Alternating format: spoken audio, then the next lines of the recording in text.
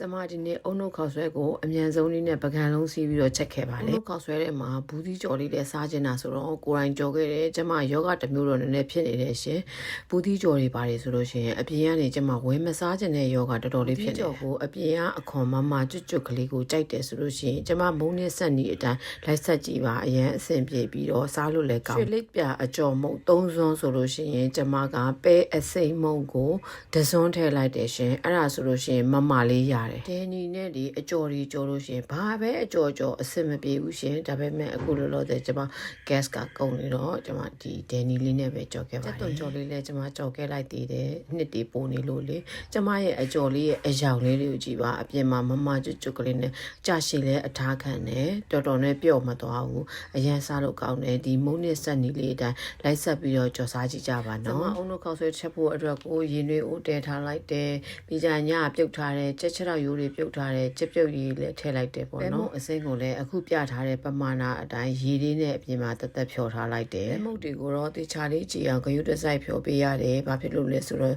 ဘဲမုတ်မကြည့်ဘူးဆိုလို့ရှိရင်အထဲထဲမှာဘလို့ပဲပြုတ်အဲ့ဒါမကြည့်တော့ဘူးပေါ့နော်အများကြီးစားရင်လည်းကောင်းမှုလို့ကျွန်မဒီဘူးတေးသေးလေးယူရီးယားဘူးတေးသေးလေးကိုပဲကျွန်မသုံးခဲ့ပါတယ်ထည့်ရတာခက်လားဆိုမခက်ပါဘူးစားပေးမဲ့လူပဲလိုတာပါရိုးပြုတ်ထဲမှာထည့်လိုက်တဲ့အုံနို့ရည်တွေစူးပွက်လာသည်ဒီကျွန်မခဏတည့်ထားမယ်တော်တော်လေးစူလာပြီဆိုလို့ရှိရင်နောက်ခုနအရေးပြောထားတဲ့ပဲမုတ်အရေးလေးကိုထည့်လိုက်ပါမယ်ရင်ထုံစံတိုင်းကျက်သွန်းအဖြူအနီချင်းကိုစီတက်ပါမယ်စီတက်ပြီးလို့ရှိရင်စနစ်မုတ်လေးငြုတ်တိမုတ်လေးတွေထည့်မယ်ထည့်ပြီးလို့ရှိရင်ကြက်သားလေးတွေထည့်မယ်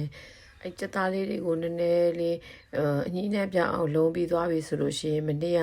ပြုတ်ထားတဲ့ကြက်ချဲတော့ရိုးလေးတွေကိုပါထည့်ပြီးတော့လုံးလိုက်မယ်စီတက်လိုက်မယ်ပေါ့နော်မိမတွေကနေတခါလေကျရင်အဲ့လိုလင်းနေသားတွေကိုပင်ပန်းနဲ့ချက်ပြုတ်ကျွေးနေရင်ကိုပျော်နေတာသူတို့တွေစားနေဆိုရင်ဒီကြည်နူးနေတာဘလောက်ပင်ပန်းလေအဲ့ဒီများနေကိုကအဲ့လိုမျိုးချက်ပြုတ်စားနေပြီးတော့ကိုသားသမီးတွေအဝေးရောက်နေတဲ့သားသမီးလေးတွေပေါ့နော်အဲ့လိုမျိုးဟိုစားဖို့အချိန်မရဘူးမအားဘူးငွေရှိရတော့မှချက်စားဖို့အဆင်မပြေဘူးဆိုလို့ရှိရင်တခါတလေလေးမျက်ရည်ကျမိတယ်သူတို့တွေများဘယ်လိုလေးတွေ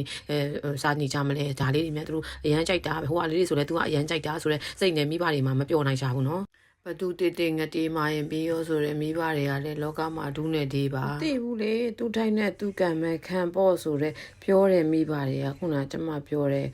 ငတိမိဘတွေပေါ့နော်မတူတာလေဒါသမီးဆိုတာတော့ကိုမွေးလိုက်တဲ့အယောက်တိုင်းဟာအားလုံးကလိမ်မာပြီးမိဘကိုတိတက်နေပါမယ်လို့ဘယ်သူမှအာမဘန်တွေမခံနိုင်ဘူးကိုကမိဘနေရာကိုယူထားပြီးကိုကမိဘဖြစ်နေပြီဖြစ်တဲ့အတွက်ဒါသမီးတွေကိုမေတ္တာပေးရမှာကိုအလုံးဒါသမီးတွေကဟာဒီအမေဘိုက်ထဲကိုဝင်ကျင်နေဟိုအမေဘိုက်ထဲကိုဝင်ကျင်နေဆိုပြီးသူတို့တွေလည်းရွေးချယ်ပြီးတော့ဝင်လာလို့ရတာမဟုတ်ဘူးကိုတိုင်းပဲခေါ်သွင်းလာခဲ့တာကိုသားသမီးလေးတွေကိုအဲ့တော့ကိုအလုပ်ကပါလဲမေတ္တာပေးရမှာမိဘတွေအလုပ်တာပဲကျမတော့အဲ့လိုပဲခံယူထားတယ်အဲ့လိုဖြစ်တဲ့အတွက်သားသမီးတွေရဲ့စိုးမွေကိုလည်းခံတယ်ကောင်းမွေကိုလည်းခံတယ်လေကိုမိသားစုပတ်ဝန်းကျင်မှာရှိတဲ့မိသားစုလေးတွေကိုလိုက်ကြည့်လိုက်ဆူသွန်းသားသမီးလေးတယောက်တော့ပါကိုပါတာပဲမပါဘူးဆိုရင်တော့အဲ့ဒါလိန်ပြောတာနည်းနည်းလေးဆူလေးတွေမြဆူလေးတွေတယောက်ပါကိုပါတယ်နောက်အနည်းဆုံးတော့ကြစ်ကန်လေးတယောက်တော့ပါကိုပါတယ်စီတက်တဲ့အိုးလေးကိုခုနကတော့ကအုံနှုတ်ပြုတ်ရည်ချက်ပြုတ်ရည်တွေကိုလောင်းထည့်လိုက်ပြီးတော့ကျမအိုးလေးတွေစူပွက်လာပြီဆိုတော့ကျမဘဲဥပြုတ်ပြီးတော့လီနှုံဆင်းထားတာလေးလည်းထည့်လိုက်တယ်ကြက်သွန်လေးတွေလည်းထည့်လိုက်တယ်အခုတော့ကျမရဲ့ပြစ်ထည့်ရောမွေအုံနှုတ်ခေါက်ဆွဲဟင်းလေးရပါပြီကျမရဲ့ဗီဒီယိုလေးတွေကိုစိတ်မပြတ်ပဲအဆုံးထိကြည့်ပြီးလို့ကျေးဇူးအများကြီးတင်ပါတယ် Thanks for watching you